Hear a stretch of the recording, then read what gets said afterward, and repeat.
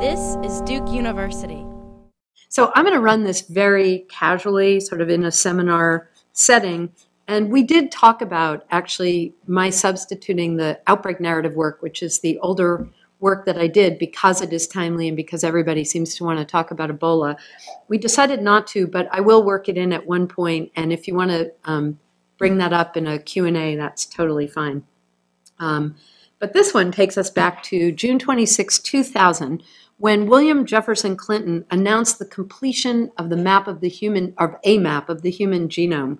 And he said, he called it, and I'm quoting, "without a doubt, the most important, most wondrous map ever produced by humankind," remarking on the extraordinary scale of economic, technological, scientific change that sweeps across the modern world. He pronounced the developments represented by this achievement almost too awesome, I'm using his words, fully to comprehend. We were learning nothing less than the language in which God created life. So with this announcement, mainstream media and popular culture were quickly saturated by this topic. And genetics had been of real interest to people before that, certainly in science fiction, but also in the media. It wasn't new. But this was a saturation. It just was like everywhere all of a sudden. You could say the genome revolution pervaded the collective imagination. And that has consequences. So it unleashed all kinds of anxieties, false expectations, hopes, and this had implications for everything from funding and policy decisions to social life, things like stigma and rethinking all kinds of human relations. And let me ask you, just for example, from the soundbite I just gave you, what do you imagine, or from something like this, what do you imagine the reaction might be among people when they hear, you know, we're learning nothing less than the language in which God created life, and you're seeing the language of God on, you know, the title of Francis Collins, who is quite religious, right? He was the head of the public consortia that mapped the genome, but he's also very religious. What do you think, how do you think people would respond to that? Any thoughts? What are people going to think when they hear, yeah? It's sort of hard to imagine that being well received by anyone. Right? Like, I mean, like the pure empirical scientists aren't going to appreciate it, and the highly religious aren't going to appreciate it. So it's kind of like you're wondering what PR person gave them the advice that this is how you want to frame this discussion. Yes, it was, I think it was received by the public, again, with fascination, but also a lot of anxiety and a lot of criticism. And you're absolutely right. The scientists are saying, wait a minute, what's the God talk? And the religious folk are saying, you know, isn't that something we shouldn't tread? Isn't that like what Dr. Frankenstein did wrong? Isn't that the kind of thing we're not supposed to be messing with? So yes, this is what I study. What I look at in my work is how information circulates from science into the mainstream media and popular fiction and film, and how it shapes through in the form of, so I'll sort of show you some of the vocabulary, language, phrases, words, phrases, images. I love this little guy. My husband threatened to divorce me if I didn't take the poster down that had this guy on him. But I took it down, but it's hidden in my closet. And but in any case, you know, so these images get out there, visual images and vocabulary gets out there, and it shapes the conventions of how we talk about and think about science. And that's what I study. Why do people believe what they believe about science? If we're going to make policy decisions and funding decisions on the basis of what we believe, shouldn't we interrogate what it is we believe? And so I use my training as a literary critic to look at the cultural narratives that form around science. And I'm going to talk about one in particular today, and that is cloning.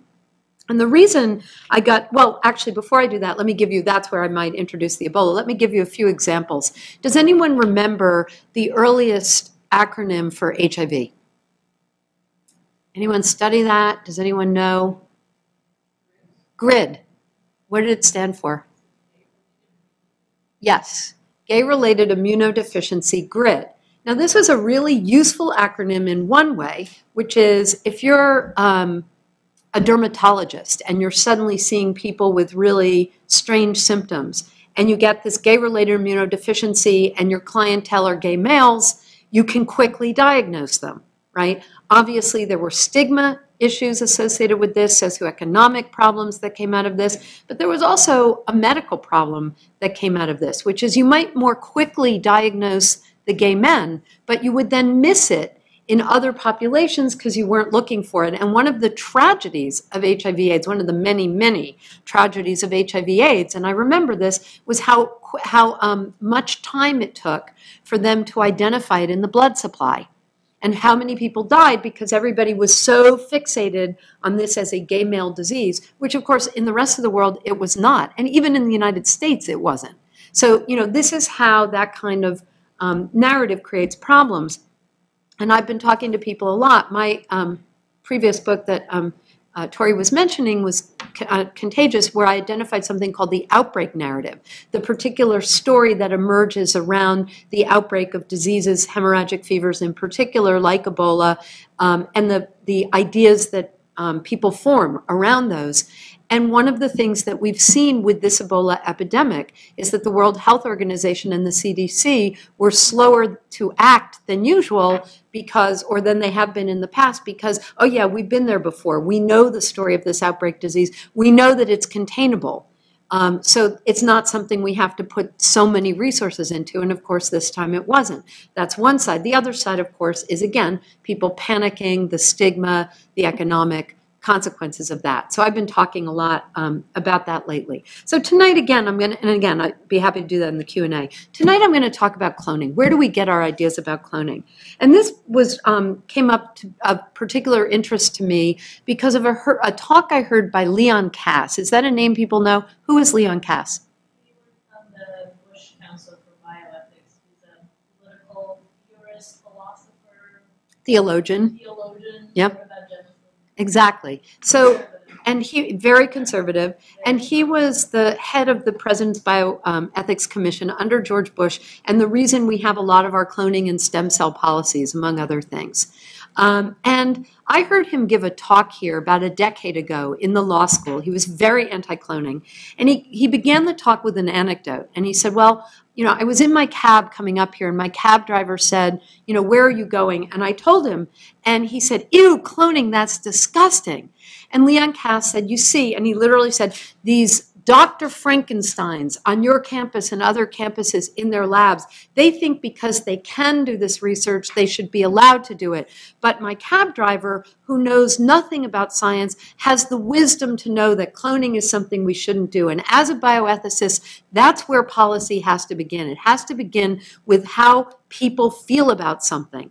And my question for him, which I never got to ask, and so I'm giving this talk, was, well, what exactly does your cab driver, who is probably fictional, what exactly does your cab driver know about cloning? Where does he get his ideas about cloning? And I'm not going to say I'm pro or anti-cloning, but if you're going to make policy around this and around what a cab driver or people, the general public who do not know about the science, feel about the science, don't you want to know where they're getting those ideas? So what I'm going to be talking about tonight is where we get our ideas about something like cloning.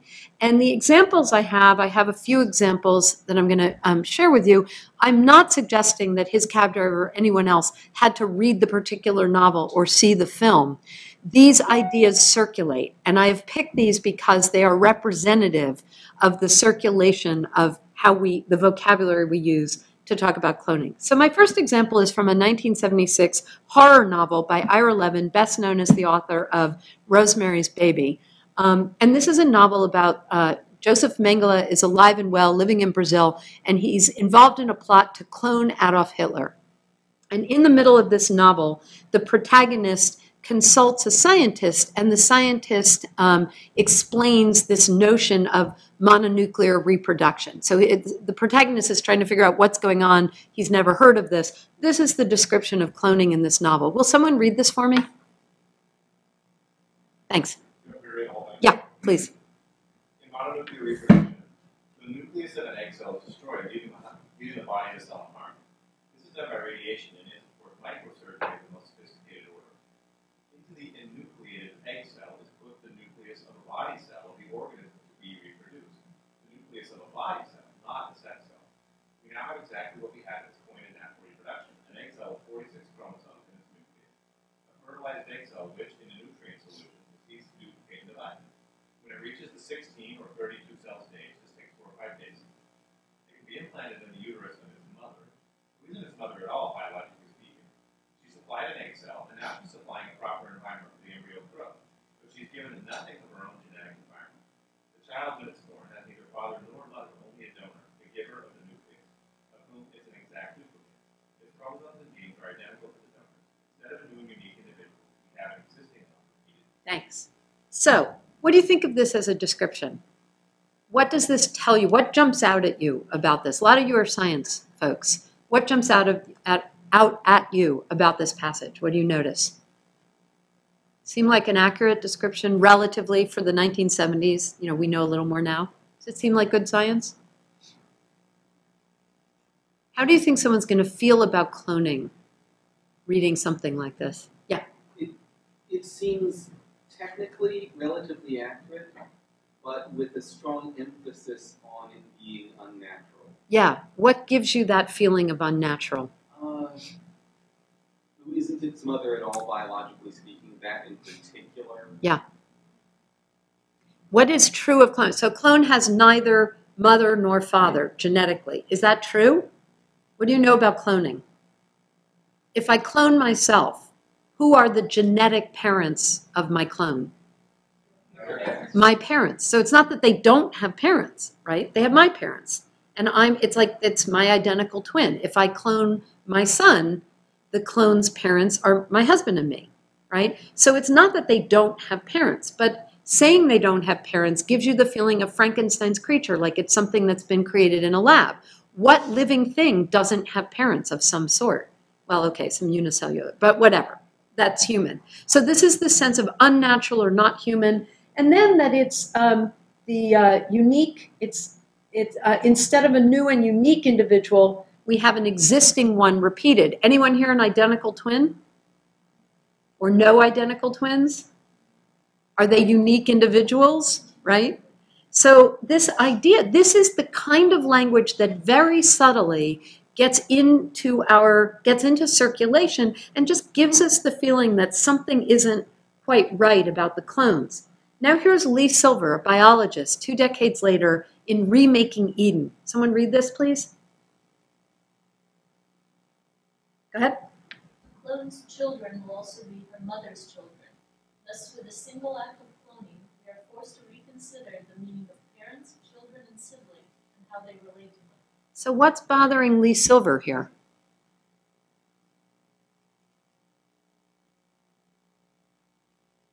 The significance we put on these sort of relationships with parents, children, siblings, and all that means to us. And how is cloning disrupting that? What happens according to him? What should be grounding our kinship relations? More than just our genetic relationship to them.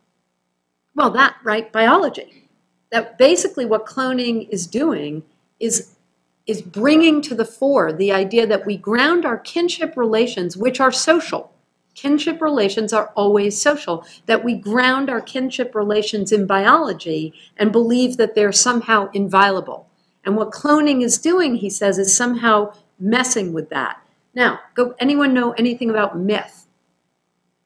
What's he describing when he talks about children will also be her mother's children, right? So in other words, my children will also be my siblings.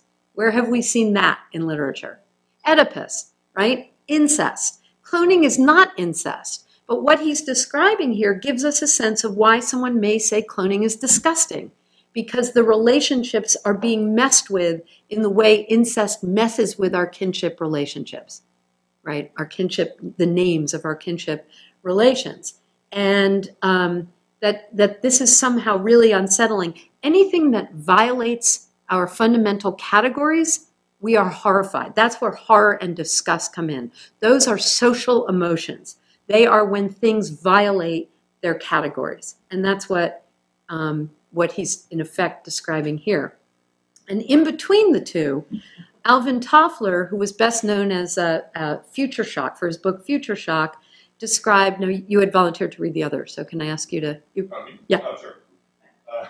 It is now possible in principle to transfer human traits into animals and animal traits into humans. If we do this or create new life forms with genes drawn from humans, we can also in principle reach a point at which the common, meaning the implicit definition of humanness becomes blurred. What traits ultimately define a human? Where is the borderline of humanness? And if we do not know how to define human, what about human rights? So what's bothering Toffler?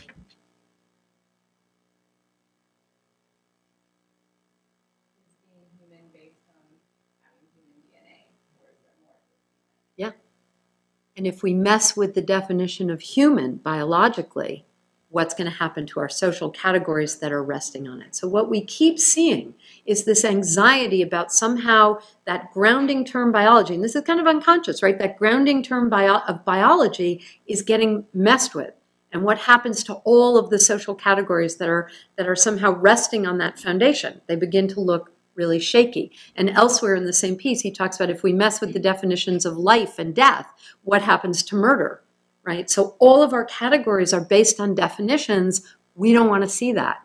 We don't want to know that. And that cloning is somehow making that visible and really messing with that. And what we're getting is this sense of cloning as unnatural, or clones as somehow not human or dangerous or disgusting in some way.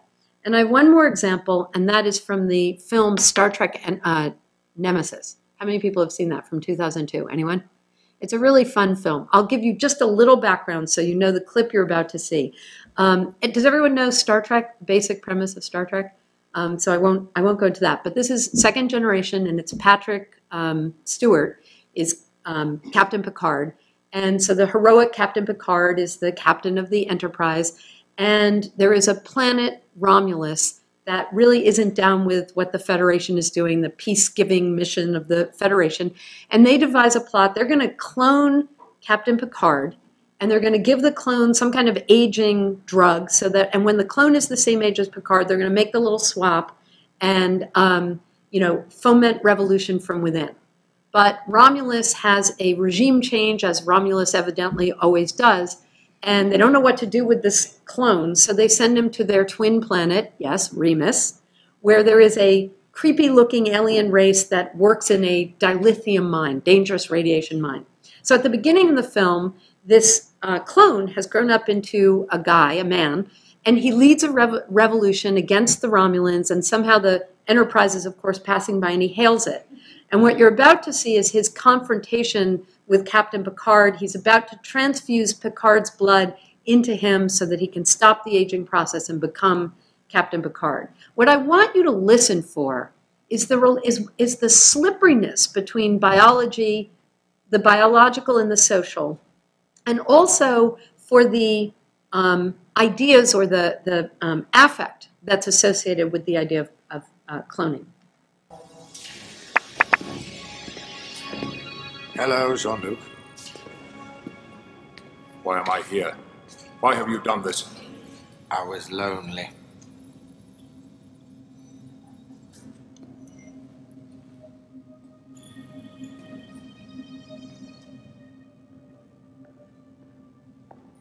What are you going to do? I need a sample of your blood. What is it your Borg friend said? Resistance is futile.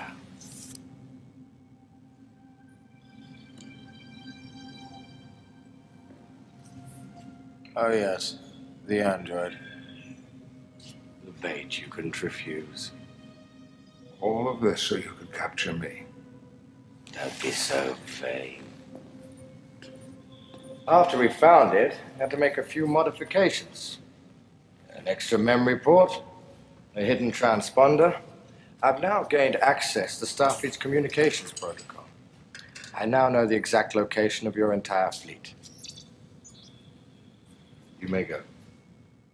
Where? Out of my sight.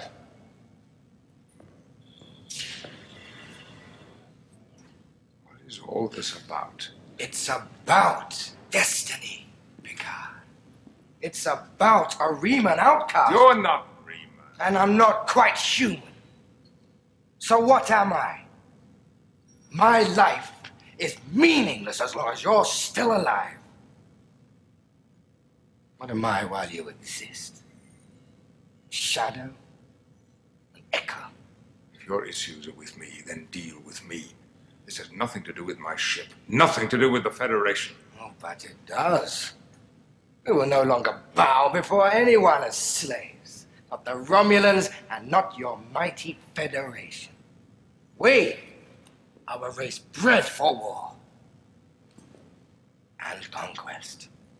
Are you ready to plunge the entire quadrant into war to satisfy your own personal demons? It amazes me how little you know yourself. I'm incapable of such an act. You are me! The same noble Picard blood runs through our veins. Had you lived my life, you'd be doing exactly as I am. So look in the mirror. See yourself. Consider that, Captain. I can think of no greater torment for you.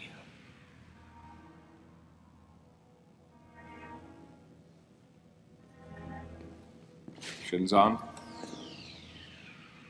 I'm a mirror for you as well. Not for long, Captain. I'm afraid you won't survive to witness the victory of the echo over the voice.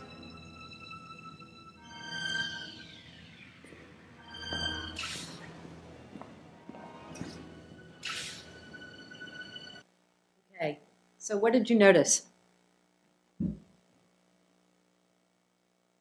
this high art? Cloning, yeah, exactly, right? Why? Why does cloning make him evil, do you think? He's not entirely human, he's a subordinate creature longer than the first human exists. It does take into, plays on this idea that it's a copy and it has no independent existence. What else? Sort of this idea that you're responsible for what the clone or the original does, that because you share DNA, you're like this claim that if you were in my place, you would do the exact same thing. It's almost like argument that it's all nurture, not nature, that if you get the same genes grown up in those Or that it's hardwired and environment, that it's determined, right, it's determined. between the hardwiring and the environment, that there's no what's missing? Free will. Yeah. Well, I was saying the same sort of thing about how it sort of calls into the question of like this individuality. It's like it's not your own sort of life and existence, but more of just a kind of unnatural, cancerous duplication of an individual. What else? Why is that so disturbing to Picard? I mean, look at his face. Why would that trouble him so much? Would it trouble you to find out you were hardwired? Why? It would trouble me to learn that someone genetically identical to myself had turned out a monster. But would it change who you are at all? It would make me think about things, the choices I've made, the choices I've almost made. He's pondering. Yeah. Yeah. He's thinking about probably the movie First Contact, actually. I was a little too obsessed with porn. But seeing a version of myself that turned out a genocidal megalomaniac, am I capable of that? I have to think about that. But why would it trouble you to think I might be capable of that if you haven't done it? Aren't we all capable of anything? But the fact is you haven't done it. You've been noble and heroic. Yeah. One thing that might trouble me is that thinking that what the position that I've come to today has just been not a product of me, but just of my circumstances. Right. I may have made choices that the clone would have made and exercised free will in a certain sense, but the options are limited by the context. So if I had been in this situation, I probably would have done it. And that is troubling because, It's me. He's as much me as I am. but No, I'm trying to listen. because, I mean, you all realize, right, that this is resting on what? Yeah. It's also implying that genes are intrinsically related to decisions that you later on make in life, whereas that's Mm-hmm. and so that's unsettling that people are making because of the idea that genetics. Which, of course, there's no evidence that it does, right? So what is becoming visible? Yeah, you look like you're about, no? You look like you're about to speak. Sorry? No. So one of the I mean, what we're really coming to terms with is the fundamental ways in which we define human. And if you remember with Toffler, he had in parentheses the mainly implicit definition of what it means to be human. Do we really share universally a definition of what it means to be human? No. And I would venture to say if I went around this room, there might be some terms that come up a lot, but we wouldn't even be able to agree exactly in this room, not biologically, not socially, not philosophically, spiritually, metaphysically. People have very different ideas of what it means to be human. And one of the interesting things that happens in the next scene is Data, the android that you just saw, referring to its prototype, appropriately named B4, says to Picard, he's comforting him, Picard's very rattled, and he says to him, you know, the way that you and I are different from, you know, you're different from your clone and I'm different from my prototype because we strive to be better. And what the film ultimately affirms is that there's some kind of intangible thing that is what it means to be human. There's a spiritual, it's almost religious, right? This thing that cannot be materialized. And that's the comforting message of the film. But again, here is genetics and cloning that is somehow rattling with or throwing into relief our assumptions that we really don't want to test. What else did you hear in this? What else made him so disturbing? The last line was really interesting. The victory of the echo over the voice. Mm-hmm. This idea that somehow the replication is more disruptive than the original. And partly because he doesn't fit anywhere, right? That was that category thing. And as you said, clones are evil. What we have is he doesn't fit and is a kind of Frankenstein's creature in two different ways. Because he doesn't have a nation that he belongs to, so he becomes a terrorist, and because he doesn't feel that he has a biological thing that he belongs to, even though that's ridiculous. He's fully human, biologically. But did you notice the slippage when Picard says to him, what is this about? He says, it's about a Riemann outcome. And Picard says, you're not Riemann. And he says, well, I'm not quite human, am I? Well, why isn't he Riemann? If he grew up in Remus, on Remus, he's Riemann. What makes him not Riemann? Do we really want to say that our nationalities are biological? If I grow up in France and I come to the United States and become a U.S. citizen, am I not American? Or let's say, actually, let's say I grew up in the United States. It doesn't matter where I was born or what my biology is. I am an American citizen. I'm an American. So what is that confusion of the biological and the social? And that's what I see consistently when cloning is talked about, this real confusion about what part of identity is biological and what is social, right? And that this scene slips back and forth between those two things. And he is both a clone and a terrorist, which become exchangeable. Those two identities become exchangeable when we don't differentiate between the biological and the social. Is that clear to everybody? Now, would it interest you to know, going back to 1976, going back to my example from, my example from IRA 11, in 1976, the very language being used here and the debate that was being had here was not around cloning, it was around in vitro fertilization. The first IVF baby, Louise Brown, was born in England in July of 1978. And what people were, the big debates around in vitro fertilization were, She's not going to feel totally human. She's not going to have a soul. She's not going to have parents. The very vocabulary we now see, we saw then that he was picking up on for cloning, but that we see now surrounding cloning. What does that tell you? And I'm not going to ask, but some of you might be IVF products, right? Many of you, assisted reproduction, not uncommon at all these days, right? Conceived in a test tube and then implanted, happens all the time. It's natural. But it wasn't in 1976. What does that tell you? If the same vocabulary that we're using now for cloning was being used in the 1976 for IVF, what does that tell us?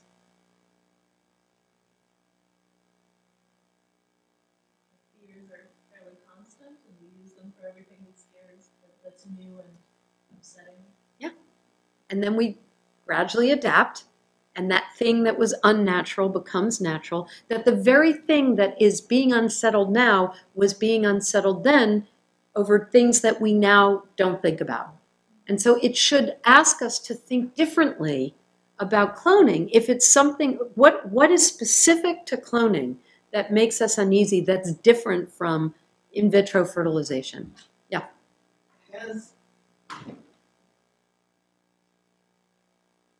My gut instinct is that education is a major solution to these sorts of fears, but I don't feel like there's a whole bunch of widespread public knowledge about in vitro fertilization. Just, it's done.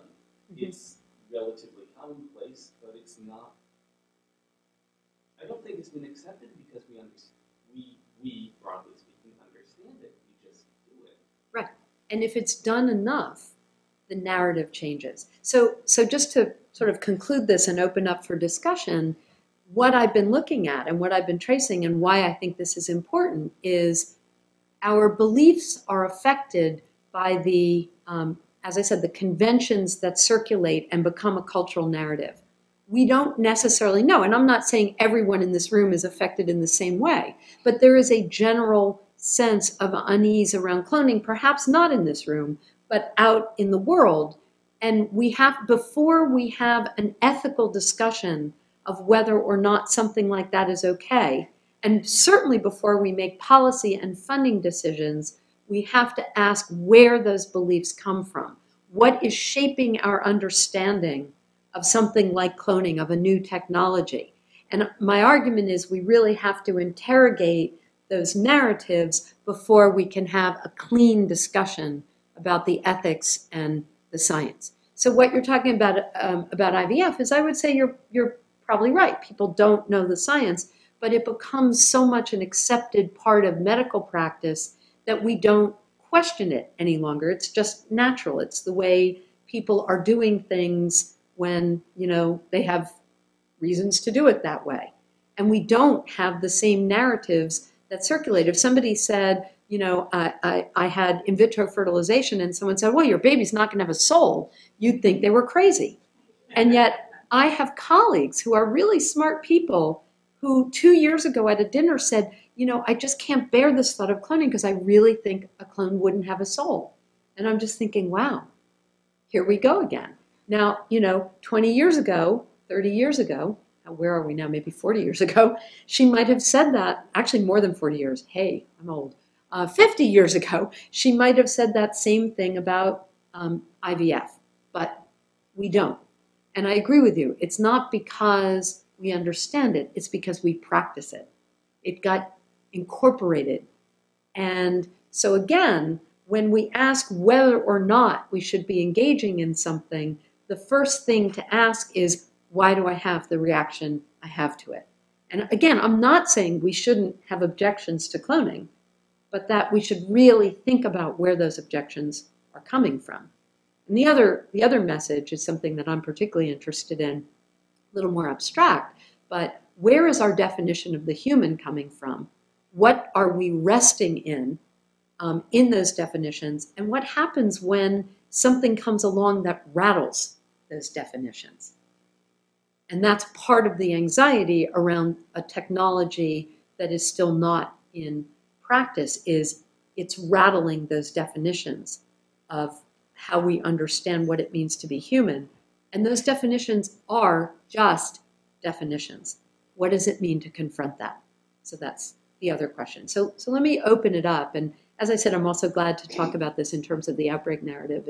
Yeah. Well, I actually have a question, and my question is, what do you think causes the breakdown of fear, like the breakdown of the barriers when something transitions from being, unnatural, strange, foreign, to something natural? I think that I would say the most common thing is familiarity.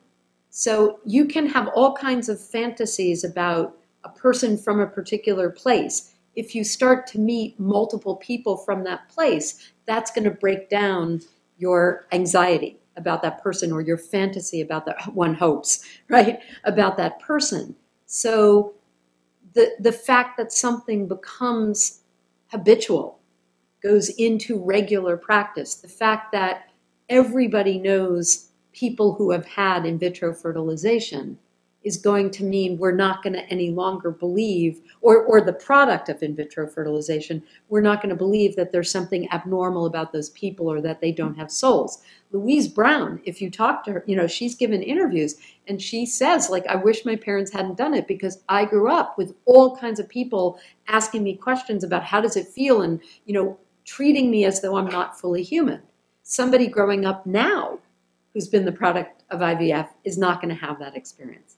So I think that's the difference. Now, it is also interesting, and I put this up because I think one of the things that genetics also does is it also corresponds, it becomes an analogy for our social and geopolitical changes. So as more and more people intermarry and our hierarchies around questions of race change, genetics becomes a representation, or the anxiety surrounding genetics and reproduction becomes this way of configuring. I'm getting sort of abstract, but it becomes a way of almost metaphorically thinking about the changes that are happening, not naturally in reproduction, but inevitably as people intermarry. So as people intermarry, categories we're familiar with are breaking down. And rather than thinking, I'm really anxious about the new social terms that are emerging, it's a lot easier to think, I'm really scared about this technology that's strange and weird. So it's almost a displacement. Does that make sense? And I think, again, as we get more accustomed to those breakdowns, that too is just going to fade away. In the case of in vitro fertilization, there's a sort of new equilibrium that forms where, like, maybe our categories are shaken a little bit, and then we agree to broaden our categories. Exactly. But in the case of abortion, for instance, our categories might get shaken a little bit, and then we polarize extremely on different categories, and it sort of splits the society down the middle and becomes a really serious political issue. Right. Sort of overwhelming many other issues that society could be agreeing on. And so, when do you know if pushing the categories is going to lead to broadening, and when it's going to lead to just massive polarization? Is there a way that the study of narratives can teach us a little bit about what to expect? That's a great question. And in fact, I'm teaching a class right now where we did Roe v. Wade and then Boys from Brazil, and talked about the ways in which Boys from Brazil was picking up on the anxieties around Roe v. Wade, which are really about where we're going to define life and the fact that we can't agree on it. And it's very anxiety producing that we can't agree on that, which is where I think the tension from around Roe v. Wade is coming from, the fact that we cannot agree on where life begins. And so we dig in, the religious groups might say life begins at conception, this is murder. Other groups are saying that isn't where life begins. If you really trace it out, what Roe v. Wade is telling us is that our definition of life is itself just nothing but a legal definition. And you could extend that further and say, well, maybe life doesn't begin until you're 5 years old. Maybe life doesn't begin until you learn to read. And again, when we see how shaky those definitions are, that's really anxiety producing. I don't think in vitro fertilization is threatening the definitions in the way that abortion really raises for us the irresolution of those definitions. And that's where I think the study of narrative can help us. Can it help us figure out how to address those questions? I wish, right? Because it can help us understand what is at stake in the argument, but I don't think address it. And what would happen, I've wondered this, what would happen if someone stood up and say, what we're really worried about is that if, there's a slippery slope. We're saying now, if we say life doesn't begin at conception, it begins at quickening, which was an older definition, or it begins at birth, or it begins when birth, when the fetus would survive, or something like that. You see how arbitrary that is. And then someone could say, well, there's a slippery slope that would say 5-year-olds, 10-year-olds, people born with birth defects, people who are one color or another color, one height or another height. Nobody wants to go down that slippery slope. What if we said, that's really where your fears are coming from, let's talk about it? I don't know. I think it might work in a controlled group like a classroom. Would it work on the world stage? I think probably not. I think, precisely because this is a lot of what I'm talking about, is that our definitions are always shaky. Our definitions of human, of life, all of those things are shaky.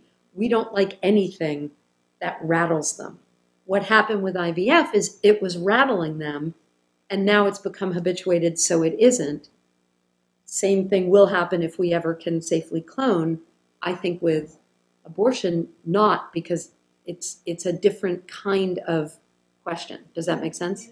It's not about how something's conceived, but explicitly how the court gets to define where life begins, and that's really threatening.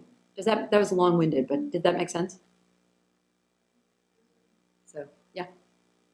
I have a question about sort of anxiety and educating as sort of a counteract to that, and sort of the start of the whole narrative, and sort of the communication between the scientific community and popular culture, in which way that anxiety flows. So, do you see it more as debates of ethics, morals that are going on within the science community that get picked up and played out in popular culture, or popular culture coming to grips with science and trying to impose or enforce that onto the science? I mean, I think either could be true. It's a great question. And, feel free, we can make this a discussion. So if people have thoughts and you want to, respond to each other, that's fine. What I would say to that is that my own interest is in the way that there are cultural, and that's what I was getting at with this picture that I don't think I did a good job on, but that there are cultural anxieties independent of the science that the science enters into and inflames, you could say, or amplifies, and that it distorts the science.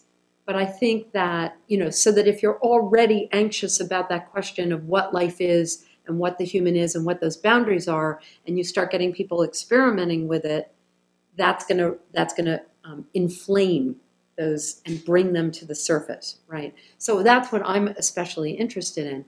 But the scientific community is comprised of people who belong to the general public, who have their own biases and their own thoughts and their own anxieties. And so they're already built into the discussions that are happening in the science. And again, my interest is where the two meet each other. Like what happens when the scientific practices and research confronts these powerful social narratives? What is that meeting? What gets produced, and which anxieties get surface? But it's a both and. It seems to me that there is still some residual anxiety about IVF. I think that it comes out, particularly in discussions about being married, or surrogacy.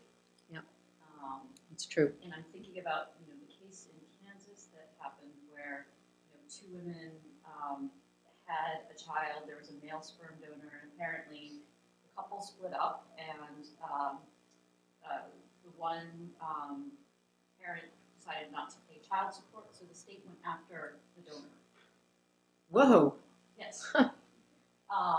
And he said, I'm not having anything to do with this. Yeah. And, I just wanted to be able to give this couple, a child and help them, achieve their dream of being a family, and then raising the questions of family. Yeah. So it seems gay like, marriage is doing that anyway, right? Right. Yeah. So it seems like there's still this conflation of what is natural with what is biological. Yeah.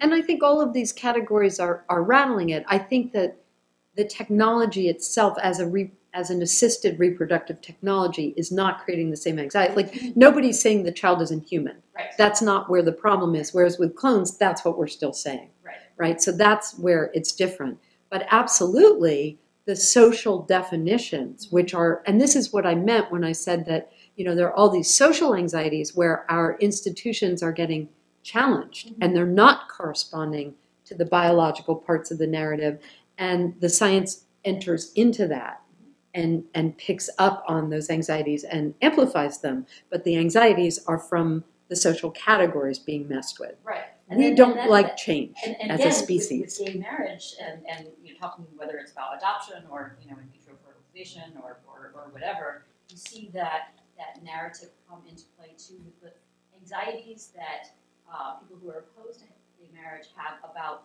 the offspring somehow becoming also gay or in extreme cases that anyone who is homosexual must be a pedophile, and so they're going to perpetrate this onto the child, who is then going to also reproduce this pattern. Right.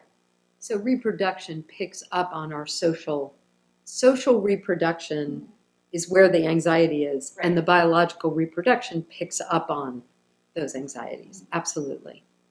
And they inflect each other is what happens. But yeah, no, I think that's a really good point. Yeah. So last year I actually went to a talk and it was titled "Are We Humans or Are We Machines?"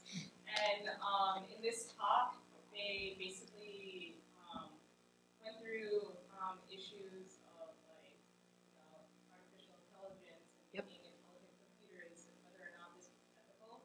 And the conclusion of the talk was that what defines us as humans was our intangible relationship with God.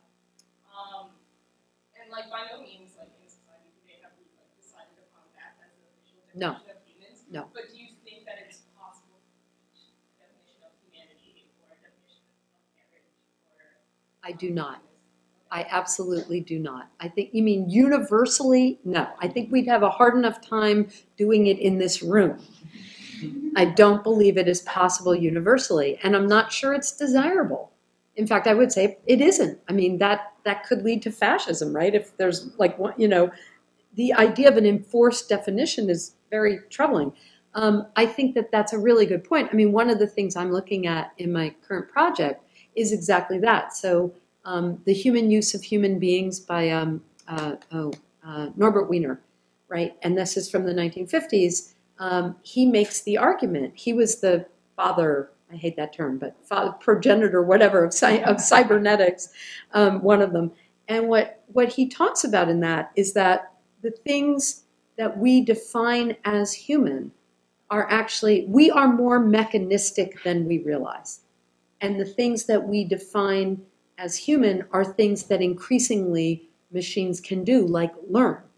And one of the things, I heard a talk years ago by a guy who runs one of the MIT labs, where he has, it's really fascinating. They were programming machines to respond to intonation and to respond with tone and gesture.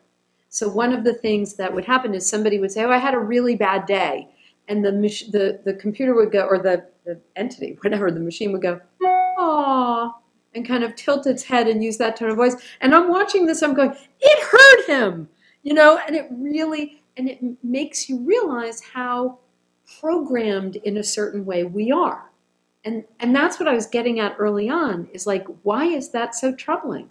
Why is free will and determinism something, like back in Calvinism, nobody was worried about free will. We were talking, we didn't define being human by free will. So, and this is cultural. So I taught a class once that had 3 kids from mainland China. And when we were having this discussion, we had done boys from Brazil, actually. And when we were having this discussion, it was a genome focus class. They said, this debate is not happening in China. This is a very Western debate, or anxiety, the anxiety of determinism, that somehow we're not fully human if we don't have free will or something intangible. And I really, that fascinated me. And I asked myself, like, what is it culturally? Every definition of what it means to be human is saturated in its own culture, in a historical moment, in a cultural setting, all of those things. And even within, as I said, even in this room, I guarantee you we would not be able to agree on fundamental terms of what makes us human. And that's because think about evolution. It's changing slowly, but it's changing. We don't want to think about the future of evolution. We are okay thinking about, well, we have debates thinking about the past too, but we may be relatively okay in this room thinking about the past. But how many of you really think about the fact that as human beings, we're either going to go extinct or evolve to an unrecognizable entity? We're not a telos. We're not the end of the line unless the earth ends. And then, we're not here then either. Right? But we don't, except in science fiction, how often is that talked about? And why is that why does that produce so much anxiety? Why do we feel we need to extend into the future in a recognizable way? And again, that's what something like this is about. Like in geopolitical terms, and given our racial hierarchies, we're already not, we're already my generation and your generation already looks very different, if you think statistically and demographically. Why is that troubling to anybody? Think about that. Because our institutions and our laws are based on stable concepts, and so if they're not really grounded in anything, then it just means that the ones of us that have more actual force are going to beat our definition into the ones of us that have less. That's the worry. If you agree that there's no solution to it, it kind of takes away the legitimacy of why we have laws and politics. That's right. That's and we've been talking about. a good thing to do. Maybe the narrative of law and politics being based on something like being human is sacred is a very nice narrative we should keep, as opposed to it's really not much, and therefore you people just be forced to obey a different concept. It's a great question, and in fact, in the 1950s, that's one of the things people were saying. Like our definition of natural rights, of having intrinsic rights because we're human, had failed us. That's what World War II showed. That's what colonization showed, that failed. And so what universal could we come up with that everyone would respect? And this is what people were trying to do in the 1950s. And there were some people that were trying to base it on biology. And interestingly, those people frequently became eugenicists because that's where that went.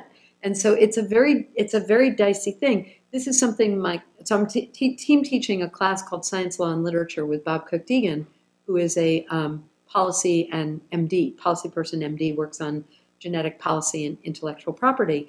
And one of the things we're talking about is that law comes down to definition and narrative. So even when we see it, why do we obey it? For that reason. And in fact, the more you see that it's a fiction, the more you are compelled, or not compelled, but motivated to believe in it for exactly the reason you said. When you begin to understand that the law is a fiction, you want to uphold it even more because of precisely that recognition. Without the law, we're going to be beating each other over the head with, coconuts or worse, right? And this is what whole debate in the Enlightenment was about. This is what a state of nature was about. Like, how can we imagine a natural evolution that led us to our current laws? And of course, there isn't one. Law is always conventional. Natural rights don't exist. They are conventional. Without the nation, there were no natural rights. Hannah Arendt, the philosopher, talks about this in Origins of Totalitarianism. The idea that, as soon as entire populations were denationalized, so the Jews or the Gypsies or the whoever's, they were up for grabs. They could be marched into the camps and no one did anything about it because natural rights are not obeyed. They're a concept. They're not from nature. They're from law. But I think you're absolutely right. And so some people would say, yeah, we better have those narratives to protect us. And other people would say, educate people, show them what happens without the law, and they will be more rationally invested in the law. rather than irrationally? It's a question.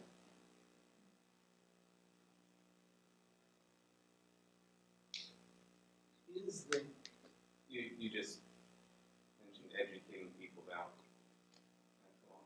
And sort of going back to my first question, is there a real place for educating the masses about frightening technologies?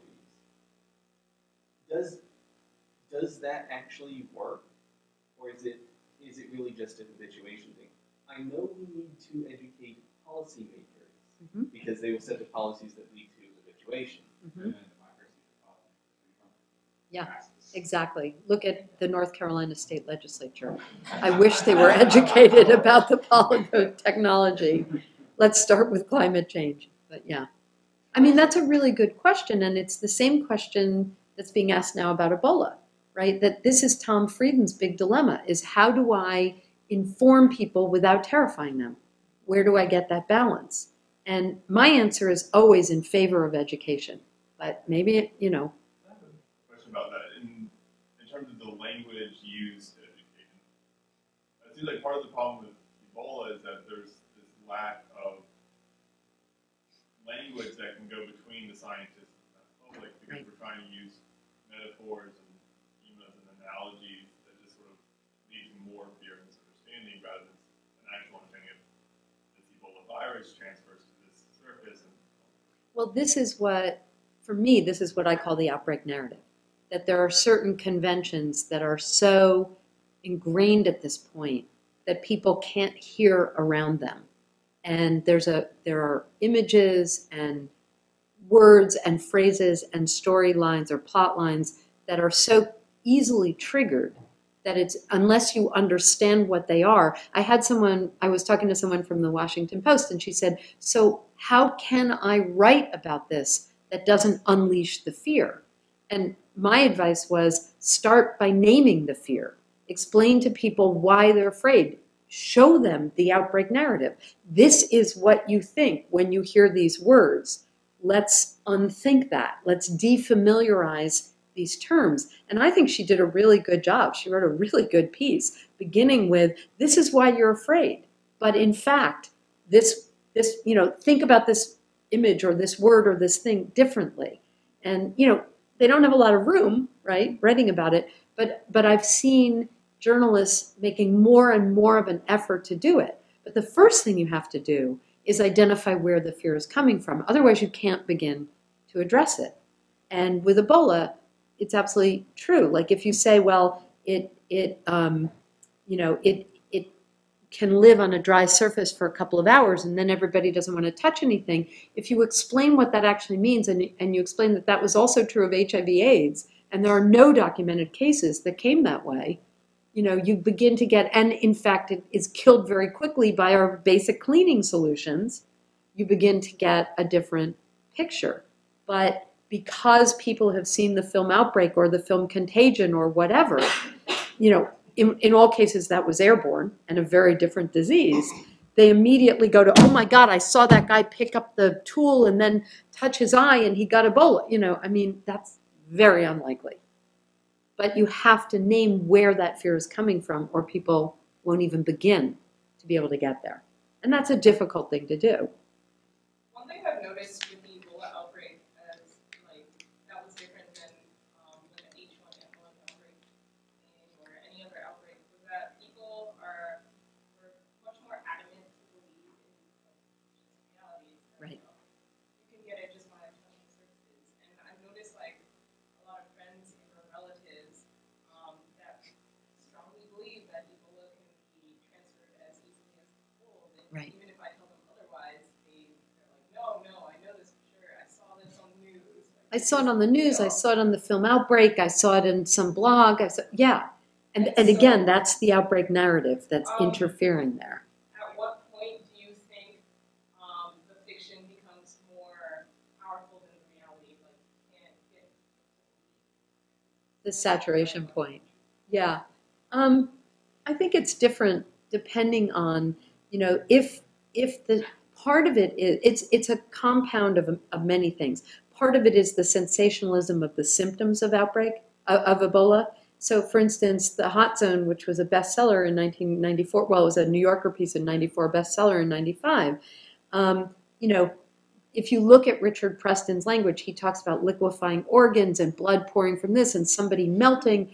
And that horror of that is so much more dramatic than if you talked about someone's lungs filling with fluid, which is equally deadly. That's how you die of the flu, right? But that's not going to freak people out in the way that that horror story did. So once you have, you know, that kind of language floating around, that's capitalizing on other fears of what it means to be human, right? That's about bodily integrity. And it goes back to this same question of how we understand ourselves as human. Why would it be worse to die that way than to have your lungs filled with fluid? They're equally horrible and painful, but the way that translates mentally makes it get much more quick, sends it much more quickly into a narrative that's going to be harder to challenge and harder to get through to people.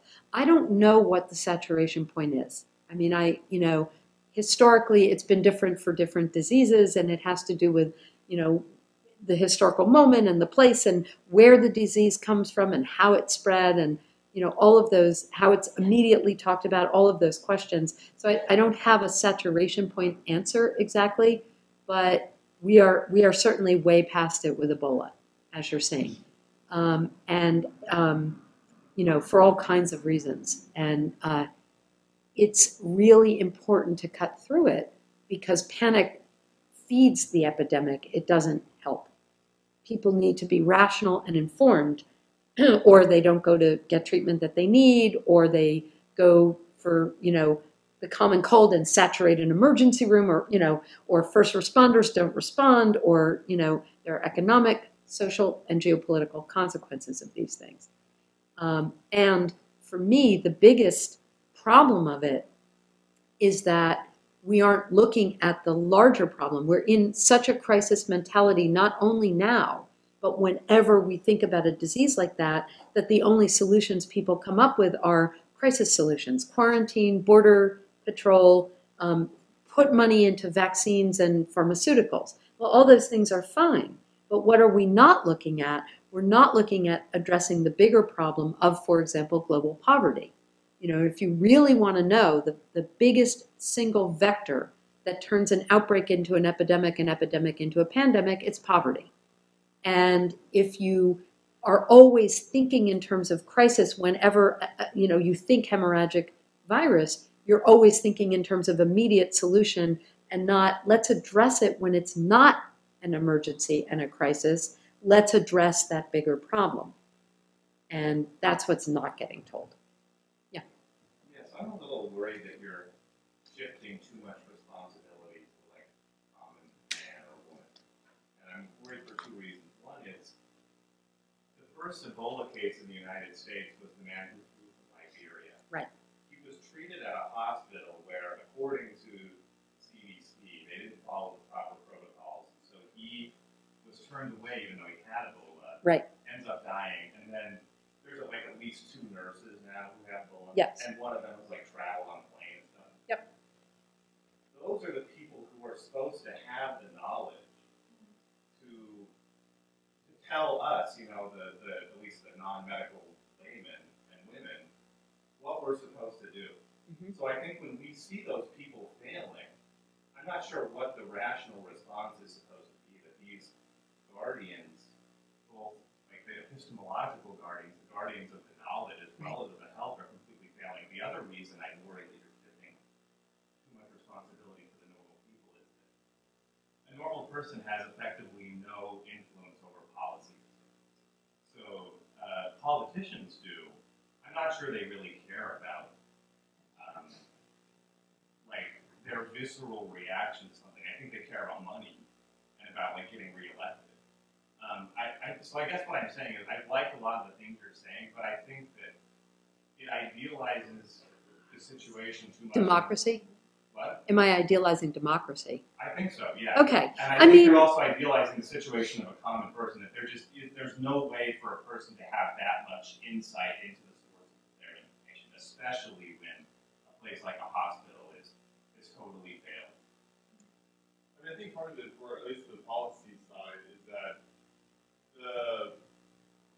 I think both in the idealized democracy and in the practical real democracy, is that our leaders are supposed to be both responsive to the general public's narrative, and then also leading how we shape that narrative. And that seems to be the problem now, is that I think Obama canceled the trip because he was going to lead the charge on responding to Ebola. Realistically, what is Obama going to do from the White House that the CDC hasn't been doing for 3 weeks? Right. But he has to be shaping the narrative of us being in charge of this crisis and trying to calm the general public's fever. And so it's both sort of this, he has to respond to it, but then also try to reshape it all at once. At least on the policy side, that's how I view the importance of understanding an idea like that. Yeah, and I guess what I would say is, do I think that changing the story is the entire solution? Of course not. And do I think that, do I really believe that our politicians, I mean, again, I live in North Carolina and I've been at Moral Monday and I am very dismayed and horrified. But what can I personally as an educator do about it? Educate. And I do believe that the more we educate the public about issues, the more educated people are, I believe, the more responsible they will be as voters. I do believe that. And I believe that that is the beginning, right? It's not a solution. It's a beginning towards moving towards a solution. What I would say about the Ebola thing is you're asking a lot of a nurse. Like one of them was newly minted, at least. You're asking a lot of a nurse who has not been trained. We have some nursing students here who can speak to this, right? Who has not been trained to deal with a level 4 pathogen, right? And there was, the CDC has admitted, a failure of training, right? And, Tom Frieden was very sorry to have said and been misconstrued, about she didn't follow protocol, or there was a breach in protocol, sounded like he was blaming the nurse, and he has been very apologetic about that. What that means is that when you're in the field, so Doctors Without Borders that deal with this kind of thing all the time, very rarely is it transmitted there. When you think about how many of those people are dealing with this kind of thing in the field where we don't have the kinds of equipment we have here, it's amazing how much they've been able to contain this kind of thing. Why? Because they know how to deal with that kind of pathogen. For example, when you're removing the protective clothing, you remove it in a way that you don't come in contact with the fluids that are on that clothing. The nurses were not taught to do that. They were not being sterilized when so when you walk out, if the Doctors Without Borders, when you walk out of the room where you've been dealing with the patient, you get your clothing gets sterilized before you remove it. That's what they are now instituting.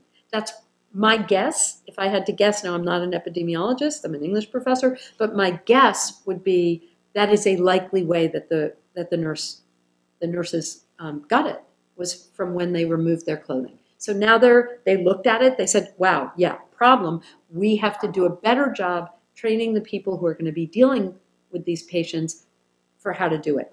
We, as a general public, cannot expect a newly trained nurse to know how to deal with a level 4 pathogen. She has to be trained to do that. Does that make sense? And so, yes, I'm putting a lot on the general public, or I have faith that people can be educated. Do I believe that if journalists tell the story more sedately, everyone's going to be calm? No. Do I believe that the journalists can do a lot toward calming the general public? Yes. And I've been studying the coverage of this kind of epidemic for years, and I studied it, like back in Typhoid Mary. I studied how Typhoid Mary was talked about and how polio was talked about it. So I've been studying media coverage of epidemics like throughout the 20th century into the 21st. And just even in recent years, the difference between SARS, H1N1, and this, I have been watching journalists get more and more responsible.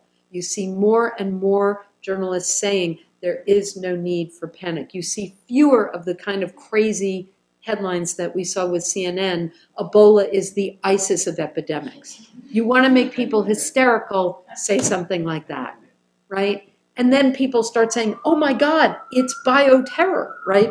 That's the next step. I see fewer and fewer of that kind of headline and more of the woman from the Washington Post who said to me, how do I tell this story less fearfully? That makes me optimistic. And yes, it's limited, but it's a beginning. And it's what I can contribute. You know, I'm not an epidemiologist. I can't be out in the field, but I can talk about this piece of it. So.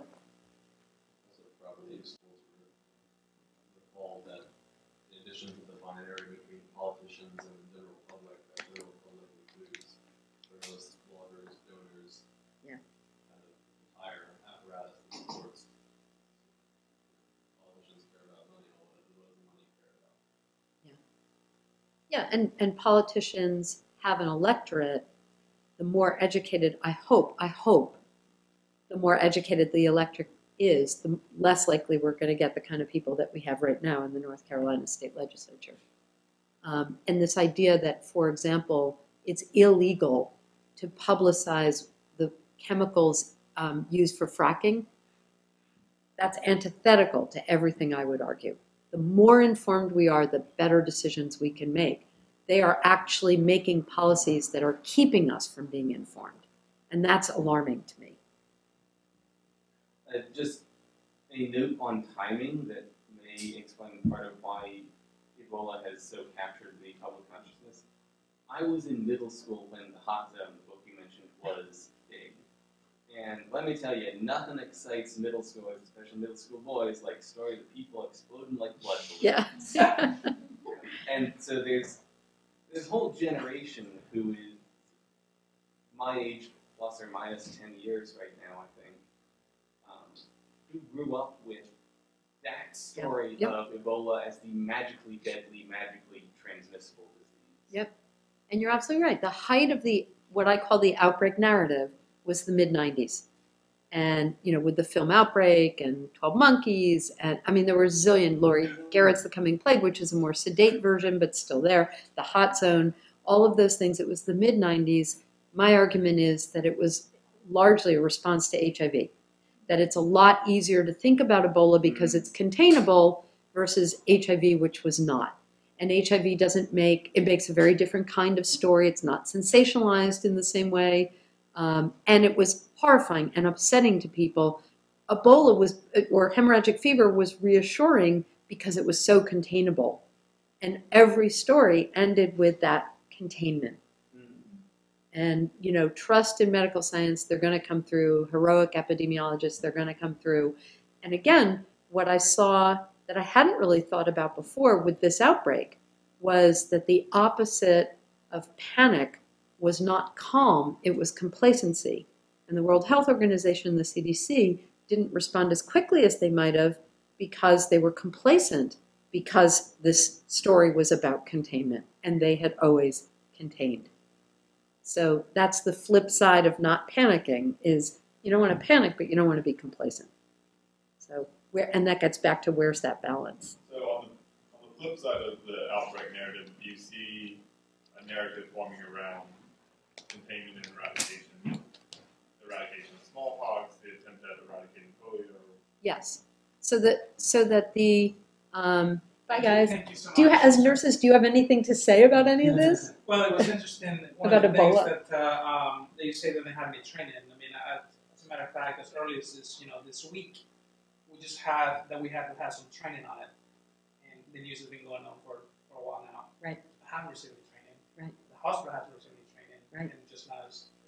And it should be happening here because this is one of the centers where people will be treated. Like Charlotte is one of the central locations that volunteers who've been working at it would come. And I would imagine, given Duke Medicine, that this would be a hospital that might, yeah. Right.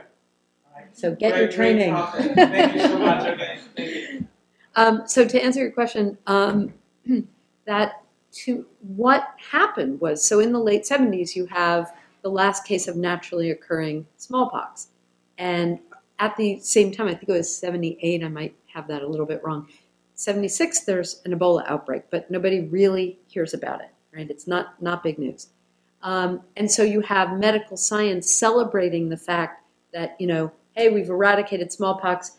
Communicable disease is going to be a minor problem in the future. People are telling, you know, doctors, medical professors are telling their students, don't go into infectious disease, communicable disease, tropical disease. This is not going to be a prestige. This is going to be like a Band-Aid kind of, you know, subject. And they're expressing pride in, you know, U.S. culture for having been triumphant in this way, Western culture generally, for having triumphed over one of our threats.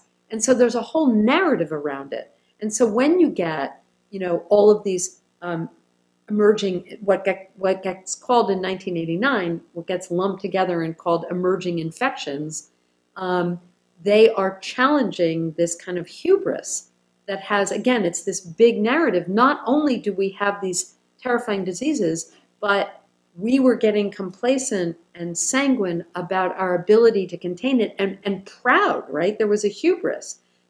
And really the one that challenges it is HIV/AIDS. So now medical science does not have, and there was so much optimism about it. They were saying cancer is next. We're going to, you know, within 10 years, they were saying, cancer's our next frontier. And then you get HIV/AIDS.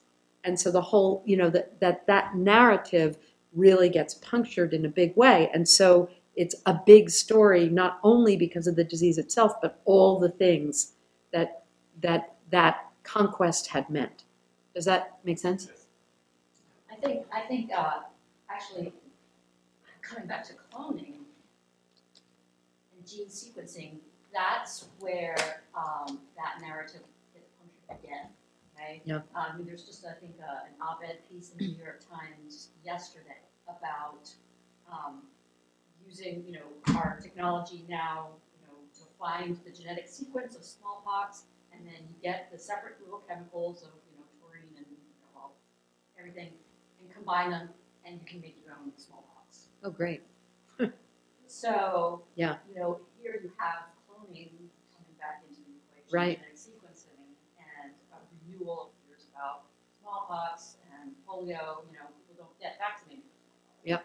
Yep. And we don't have enough of the vaccine to go around. I mean, yeah, there are those fears, and also, but on the other side, mapping the genome of SARS was how SARS became, you know, was how they were able to contain it so quickly. So it's the both sides, right? Technology, really what it comes down to is how are we using the technology, right? It's not the technology. It's, you know, its application, and these are old stories with new players, right? Terrorism is nothing new, but we have new weapons and new, right? So, and the story gets told anew each time there's a new weapon to tell it with. So there is that.